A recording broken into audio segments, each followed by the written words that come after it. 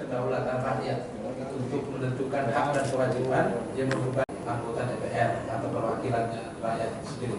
Oleh karena itu ya, apa yang menurut wakil rakyat itu Bapak Ibu sekalian, sekali lagi kami mohon masukan-masukannya, tanggapannya, catatan-catatan kritis. Peraturan pelaksanaan itu juga semakin baik sebenarnya, walaupun itu memang tidak bagaimana kita mengatur tentang apa namanya transportasi. Dan yang terakhir soal transportasi massal ya, ini juga menjadi krusial. Tapi mengapa kita ini kok belum mampu untuk menciptakan transportasi massal? Sistemnya seperti apa? Apa memang perlu dipertimbangkan dalam kajian-kajian ini? Nah, saya kira itu saja sebagai pengantar agar undang-undang ini nanti pertama ya kalau betul jadi betul memiliki atau saya ketik aja? Ya, maksudnya. Tadi rapatnya mengenai apa? Ini diskusi dengan Fakultas Teknik dan Fakultas Hukum UNHAS mengenai naskah akademik ya, rancangan undang-undang lalu lintas dan angkutan jalan raya yang rencananya merevisi Undang Nomor 22 Tahun 2009. Jadi ada beberapa isu penting di dalamnya. Adalah melalui rancangan undang-undang ini kita ingin memperkuat sistem angkutan massal karena persoalan kesemerabutan transportasi pada saat ini itu berawal dari ketidakmampuan kita atau belum tersedianya sistem angkutan massal, sehingga akhirnya muncul motor, lalu kemudian kendaraan-kendaraan lain yang tidak tertata dengan baik. Nah, itu poin utama yang kami dapatkan dari Fakultas Hukum dan Fakultas Teknik Universitas Hasanuddin ini. Jadi kami betul-betul mendapat masukan yang positif ya untuk memperbaiki naskah akademik ini, sehingga nanti kami lanjutkan penyusunannya dengan perbaikan-perbaikan pada konsep yang kami sudah siapkan. Poin penting tadi dari hasil pertemuan. Poin penting yang diingatkan atau sebagai masukan dari Fakultas Hukum dan Teknik ini adalah memang pemerintah harus mendesain ya bagaimana pilihan, apakah kita memprioritaskan penyediaan infrastruktur atau manajemen transportasinya. Nah, kelihatannya terutama untuk kawasan barat Indonesia seperti Pulau Jawa itu kita memang sudah saatnya untuk menciptakan transportasi massal itu, artinya kebijakannya. Sementara untuk kawasan timur Indonesia memang masih saatnya juga untuk memikirkan penyediaan infrastruktur yang penting. Itu yang ditekankan oleh Fakultas Hukum dan Teknik Universitas Hasanuddin. Kemudian yang kedua ya dikaitkan dengan transportasi massal itu harus dilihat secara terintegrasi ya, dan melibatkan banyak stakeholder di dalamnya sehingga masyarakat memperoleh transportasi yang terjangkau ya, aman dan nyaman. Dan jangan lupa juga disampaikan oleh masukan dari UNHAS bahwa memang tipikal masing-masing kota ini beda-beda. Jadi sistem apa yang diterapkan berbeda dengan katakanlah Surabaya, Jakarta, Makassar, atau Medan, misalnya kota-kota besar itu tergantung dari karakteristik dari kota itu masing-masing. Nah, itu diingatkan oleh para ahli transportasi dan ahli hukum dari Universitas Hasanuddin ini. Kalau terkait ini Pak, transportasi online sendiri yang mengenai transportasi online, memang ada pemikiran bahwa sebenarnya online itu kan hanya cara saja ya,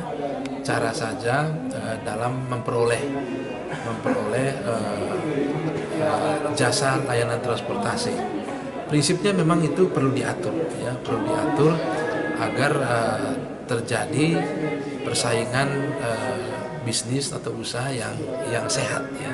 Jadi sebenarnya keributan mengenai transportasi online itu sebenarnya isunya lebih pada isu persaingan antara yang konvensional dengan yang menggunakan IT seperti itu ya. Tapi bahwa kemudian pemikiran untuk diatur ya itu perlu diatur. Nah, cuma tadi ada pemikiran apakah itu tidak hanya diatur dalam peraturan menteri misalnya, tetapi tidak dalam undang-undang. Nah, itulah yang kemudian sekarang tadi ada masukan seperti itu juga. Bukan ini Pak, terkait dengan peraturan menteri sendiri kan akan ada nantinya LAJ. LAJ ya, itu yang sekarang kita siapkan ya. Untuk undang-undang ini apakah tidak sayang Pak? Maksudnya kedepannya kan ini ada undang-undang lalu lintas yang pasal 2, yang undang-undang nomor 20 tahun 2009 Ya, itu ya. 22 ya. Oke, ya kenapa tidak yang itu yang peraturan menteri yang ini yang diperbaharui saja Pak? Pertama ya tentunya ada hierarkinya. Ya, undang-undang itu adalah peraturan undang yang lebih tinggi, dan harapan kita adalah ya kalau itu diatur dalam undang-undang sepanjang itu juga sejalan dengan peraturan menteri nggak ada masalah. Itu malah lebih bagus karena kalau diatur dalam undang-undang mestinya itu lebih kuat dasar hukumnya ya ketimbang hanya dalam peraturan menteri. Hanya persoalannya adalah bahwa kalau itu diatur dalam dalam peraturan dalam undang-undang kemungkinan untuk dilakukan perubahan tentunya lebih sulit dibandingkan kalau dituangkan dalam peraturan menteri ya, sehingga kalau terjadi perubahan-perubahan kemudian kan sulit lagi dilakukan ketika itu diatur dalam undang-undang. Tapi kalau dalam peraturan menteri itu pasti akan lebih mudah. Kedepannya Pak, ini kan andai kata dia menjadi terrealisasi jadi undang-undang Pak, apakah ini kan bisa memakan biaya besar dan sosialisasi mungkin yang lebih Sosialisasi pasti perlu ya, perlu satu sosialisasi.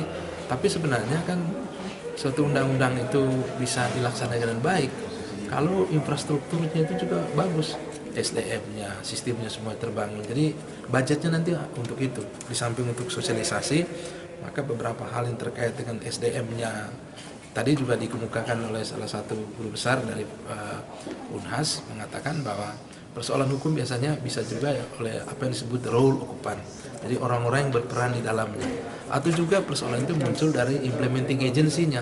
Nah nanti dengan undang-undang ini maka perlu penguatan pada implementing agency seperti kepolisian, dinas perhubungan, atau role occupant-nya itu para pelaku usahanya, bahkan para.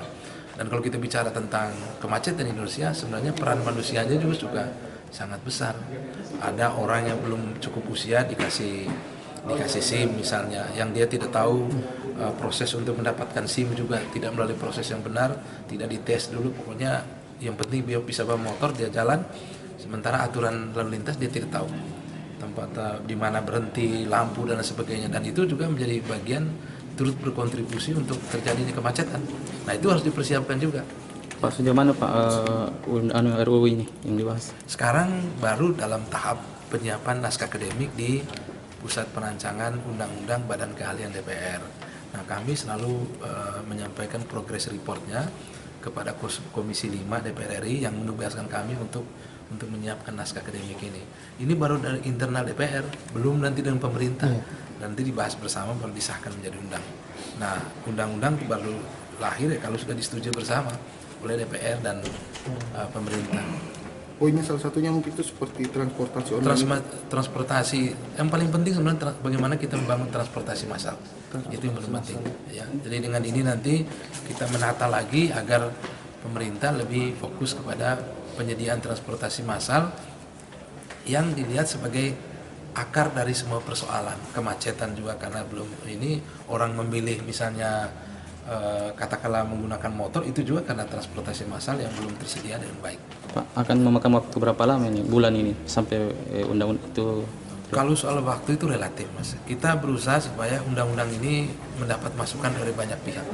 Karena pro kontra juga cukup kuat ya, antara setuju dan tidak setuju masih banyak.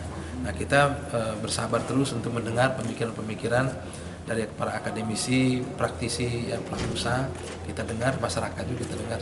Seperti beberapa kemarin Pak sempat adanya diskusi antara pakar dan Kapolda Sulsel sendiri yang menjelaskan bahwa untuk transportasi online itu sebenarnya tidak perlu untuk dibuat peraturan baru Pak, karena ada peraturan menteri sendiri yang mengatur di dalamnya Pak. Iya, pemikiran itu sangat kuat. Artinya rejimnya memang bukan di Undang-Undang Lalu Lintas ya, karena itu di Undang-Undang Lalu Lintas biasanya mengatur tentang moda transportasinya. Nah, itu pemikiran yang kuat yang berkembang ya. Terus kemudian pertanyaan diatur di mana? Itu diatur dalam peraturan menteri, bisa saja peraturan menteri Kominfo ya, karena online ini kan perspektifnya banyak ya, soal penggunaan IT-nya, soal data pribadi ya, lalu keamanannya dan lain sebagainya. Jadi itu sebenarnya, sehingga yang paling penting di sini sebenarnya masalah transportasi ini ternyata melibatkan banyak kementerian dan dibutuhkan koordinasi antara Kementerian Perhubungan, Kementerian katakan online-nya Kominfo, lalu kemudian dengan Menteri PUPR untuk infrastrukturnya.